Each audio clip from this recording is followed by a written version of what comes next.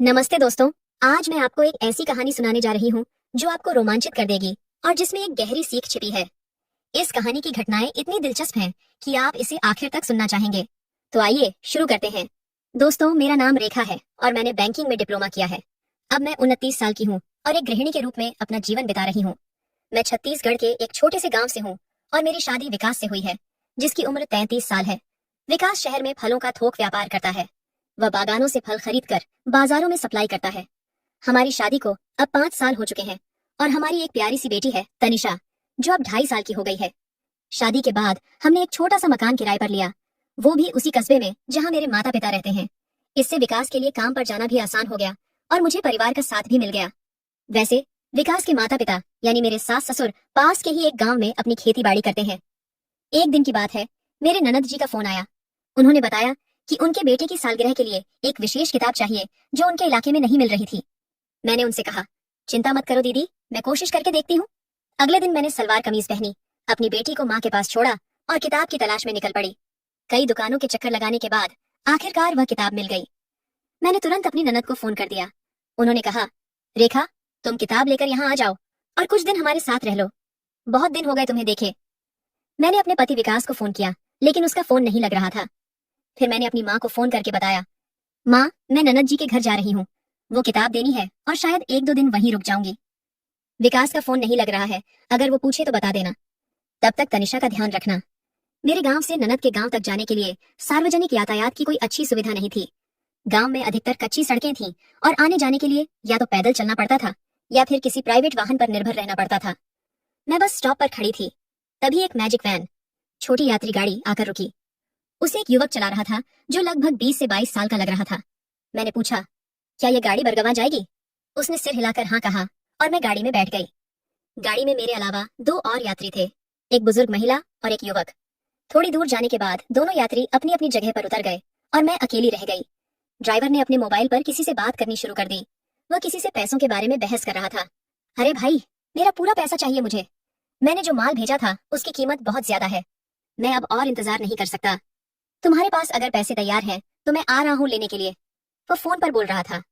Phone रखने के बाद उसने मुझसे पूछा, बहन जी, अगर आपको कोई एतराज ना हो तो क्या मैं रास्ते में एक जगह थोड़ा रुक सकता हूँ? मुझे वहां से कुछ पैसे लेने हैं। बस 5 मिनट लगेंगे। मैंने हिचकिचाते हुए कहा, मुझे जल्दी है, मेरी बेटी मेरी माँ के पास है और अगर मेरे पति घर लौट आए तो परेशानी हो जाएगी। बहन जी, बस 5 मिनट, रास्ते में ही पड़ता है, उसने जोर देकर कहा। मैंने असहज होकर हामी भर दी। इस बीच मैं लगातार विकास को फोन लगा रही थी, लेकिन उसका फोन अब भी बंद था।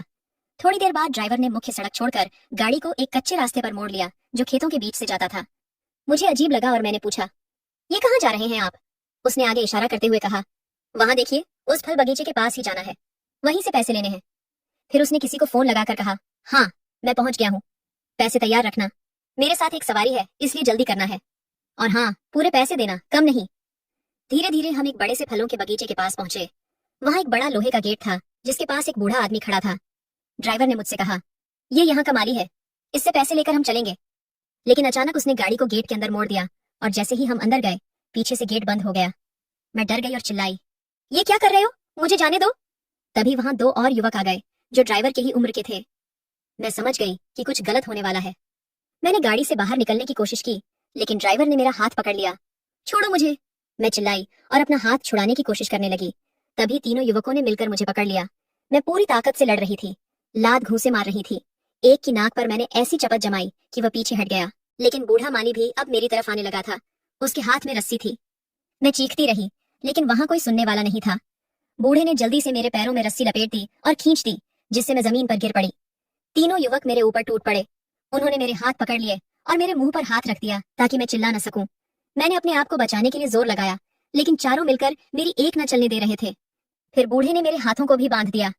ड्राइवर ने एक थप्पड़ मारकर कहा, चुप रह, वरना मार डालेंगे। मैंने पूरे दम से कोशिश की, लेकिन चारों ने मिलकर मुझे पूरी तरह से काबू कर लिया था। मैंने आंखें बंद कर लीं और सोचने लगी कि अब क्या होगा।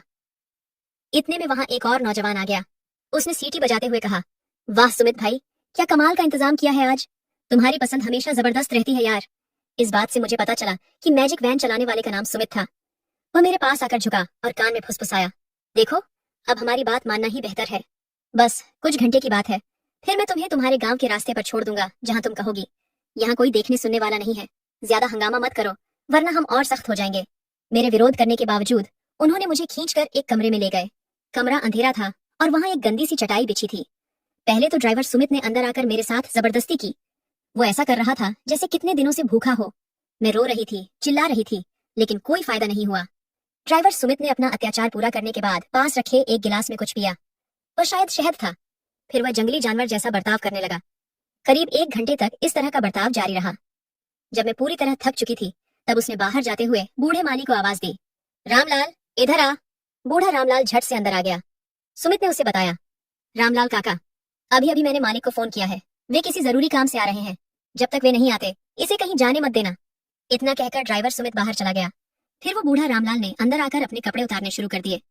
फिर उसने मुझे खड़ा किया और मेरे दोनों हाथों को ऊपर से लटकती एक रस्सी से बांध दिया। मैं बिल्कुल बेबस थी। रामलाल मेरे पीछे आया और मुझे जकड़ लिया। अपनी उम्र के हिसाब से वह काफी मजबूत था। इसी बीच 2 और नौजवान अंदर आ गए। एक ने हंसते हुए कहा, अरे काका, क्या आज सारी रात की मस्ती अभी ही कर लोगे? दूसरे ने छेड़ते हुए कहा, काका तो हमेशा से ऐसे ही खड़े खड़े काम करते आए हैं, आदत से मजबूर है। तभी मुझे समझ आया कि वे मेरी हालत पर मजाक उड़ा रहे थे। मैंने भागने की कोशिश की, लेकिन वो बूढ़ा रामलाल की पकड़ मजबूत थी। जब उसकी ख्वाहिश पूरी हो गई और वह थक गया, तब उसने मुझसे कहा, कैसा लगा? अच्छा लगे तो बताना, फिर से आऊंगा। इतना कहकर वह बाहर निकल गया और वे दोनों नौजवान बारी बारी से अंदर आए और मेरे ऊपर सवार हो गया। मैं लगातार रस्सी से बंधी खड़ी रही। जब वे अपना काम करके चले गए, तब बूढ़ा रामलाल वापस आया। उसने मुझे खोला और पानी का एक बाल्टी लाकर दिया ताकि मैं खुद को धो सकूं। अचानक बाहर से किसी की आवाज आई। रामलाल ने कहा, लगता है मालिक विकास आ गए हैं। ये नाम सुनते ही मेरा दिल जोर से धड़कने लगा। क्या मेरा पति विकास? मेरे कान पर यकीन नहीं हुआ। बाहर से किसी ने पूछा, सामान कहाँ है? और किसी ने जवाब दिया, रामलाल काका के साथ अंदर है। मालिक हंसते हुए बोला, रामलाल तो कुछ भी हाथ से जाने नहीं देता, खुद को भी परेशान करता रहता है। इस पर सभी हंसने लगे। ड्राइवर सुमित ने कहा, लेकिन मालिक, आज जो अंदर है वो आपको बहुत पसंद आएगी, एकदम खास चीज है। मालिक ने जवाब दिया, सुमित, तुम तो इस काम के उस्ताद हो, हमेशा शानदार चुनाव करते हो। सुमित ने फिर कहा, मालिक, ये अब तक की सबसे अच्छी पसंद है, अंदर जाकर खुद देख लीजिए। मैंने जब मालिक की आवाज सुनी तो मेरे पैरों तले जमीन खिसक गई। ये तो वही आवाज थी जिसे मैं रोज सुनती थी, मेरे पति विकास की। वही इन सबका सरदार था। मैंने अपना चेहरा दीवार की तरफ कर लिया था और अपने बालों से ढक रखा था। विकास अंदर आया और बूढ़ा रामलाल को मेरे ऊपर पानी डालते देखा। रामलाल, तेरी यह दयालुता ही एक दिन तेरी जान लेगी, विकास ने हंसते हुए कहा। फिर बोला, जा बाहर निकल। आज इन्होंने जो लाया है उसकी कहानी क्या है, जरा मैं भी देखूं। ये सब तब हो रहा था जब उसने अभी मेरा चेहरा नहीं देखा था। मैंने अपने बालों से चेहरा छिपा रखा था और दीवार की ओर मुंह किए थे। विकास मेरे पीछे आया और मुझे कसकर पकड़ लिया। वाकई इस बार लड़कों ने बेहतरीन चुनाव किया है, उसने मेरे कान में फुसफुसाते हुए कहा। जैसे ही वह आगे बढ़ा, मैंने धीरे से अपना चेहरा उसकी तरफ घुमा दिया। उसकी आंखें अचानक फैल गईं, जैसे किसी ने उसके सीने में छुरा घोंप दिया हो। उसके मुंह से कोई शब्द नहीं निकला। हम दोनों एक दूसरे को बस देखते रहे। समय जैसे थम गया था। फिर विकास ने गुस्से से भरी आवाज में पूछा, तुम यहाँ कैसे पहुंची? घर से बाहर क्यों निकली थी? मैंने कड़वाहट से कहा, जैसे तुम्हारा यह चेला सुमित न जाने कितनी औरतों को यहाँ लाया होगा, वैसे ही मुझे भी लाया। मैं तो तुम्हारी बहन की किताब देने निकली थी। तुम्हें कई बार फोन किया था, लेकिन तुम्हारा फोन बंद था। फिर इस सुमित ने धोखे से मुझे यहाँ ला दिया। उसका चेहरा पीला पड़ गया। उसने हकलाते हुए पूछा, तनिषा, तनिषा कहाँ है? चिंता मत करो, तुम्हारी बेटी मेरी माँ के पास सुरक्षित है, मैंने ठंडे स्वर में कहा। फिर उसने डरते हुए पूछा, क्या क्या किसी ने तुम्हें छुआ? मैंने उसकी आंखों में सीधे देखते हुए जवाब दिया, हाँ, 4 लोगों ने। पिछले 2 घंटों से वे मुझे एक पल के लिए भी नहीं छोड़ रहे थे। क्या किसी को पता है कि तुम किसकी पत्नी हो? उसने घबराते हुए पूछा। नहीं, मैंने जवाब दिया। वे मुझे धमकी दे रहे थे कि किसी को कुछ मत बताना, वरना बुरा हाल करेंगे। मुझे मारा भी, लेकिन मैंने तुम्हारा नाम नहीं लिया। इस बीच रामलाल अंदर आ गया। मालिक, आप थक गए होंगे, लेकिन मुझे तो अभी और भूख लगी है, मैं इसे कपड़े पहनने में मदद कर देता हूँ, उसने मुस्कुराते हुए कहा। विकास कुछ भी कहने की स्थिति में नहीं था। वह बस चुपचाप खड़ा रह गया। बूढ़ा रामलाल ने मेरे पास आकर फिर से छेड़छाड़ शुरू कर दी। इस बार मैंने विरोध नहीं किया। मैंने अपने मन में ठान ली थी कि अब मैं विकास को सबसे बड़ी शर्मिंदगी से रूबरू कराऊंगी। मैंने जानबूझकर जोर जोर से आवाजें निकालनी शुरू कर दी। मेरी आवाज सुनकर बाहर खड़े तीनों युवक अंदर आ गए और हंसने लगे। विकास से यह सब देखा नहीं गया और वह बाहर जाकर बैठ गया। मैंने और भी ऊंची आवाज में कहा, आओ सब लोग आओ, मेरे साथ मजे लो। वे सभी दौड़े दौड़े आए और बारी बारी अंदर आने लगे। विकास बाहर बैठा मेरी आवाजों से पागल हो रहा था। अब रात होने लगी थी और मैंने तय कर लिया कि मैं पूरी रात यहीं रहकर विकास को हर पल अपमानित महसूस कराऊंगी। सुबह हुई तो मैंने अपने कपड़े पहने और बूढ़ा रामलाल से कहा, मैं फिर आऊंगी तुम्हारे पास, इंतजार करना। विकास, जो सबका मालिक था और सिर्फ नाम का मेरा पति, वो चुपचाप मुझे घर छोड़ने के लिए आ गया। शायद वह जानना चाहता था कि मैं किसी को बताऊंगी या नहीं। हम दोनों एक टेम्पो में बैठे और पूरे रास्ते एक शब्द भी नहीं बोले। जब भी मेरी नजर उससे मिलती, वह झट से अपनी आंखें नीची कर लेता। थोड़ी देर के बाद मैंने कहा, तुमने जो किया उसकी सजा मैंने भुगत ली, लेकिन अब हम साथ नहीं रह सकते।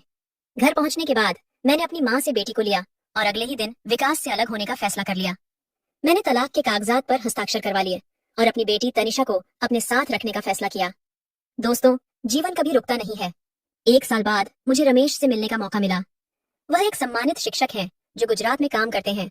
उनकी पहली पत्नी का कैंसर से निधन हो चुका था और उन्हें अपने 2 बच्चों की परवरिश के लिए एक साथी की जरूरत थी। हमने एक दूसरे को समझा और फिर शादी कर ली। अब मैं अपनी बेटी तनिषा और रमेश के दोनों बच्चों के साथ गुजरात में रहती हूँ। मेरी जिंदगी में अब प्यार, सम्मान और सुकून है। आज मैं अपने अतीत को पीछे छोड़कर एक नई कहानी लिख रही हूँ, लेकिन जिंदगी की किताब में अभी कई और कहानियां लिखी जानी बाकी हैं और शायद उनमें से कुछ मैं आपको फिर कभी सुनाऊंगी। दोस्तों, आपको यह कहानी कैसी लगी? अगर आपको यह पसंद आई हो तो अपने विचार हमें जरूर बताइए। और हाँ, अगली कहानी के लिए हमारे साथ बने रहें। आप सब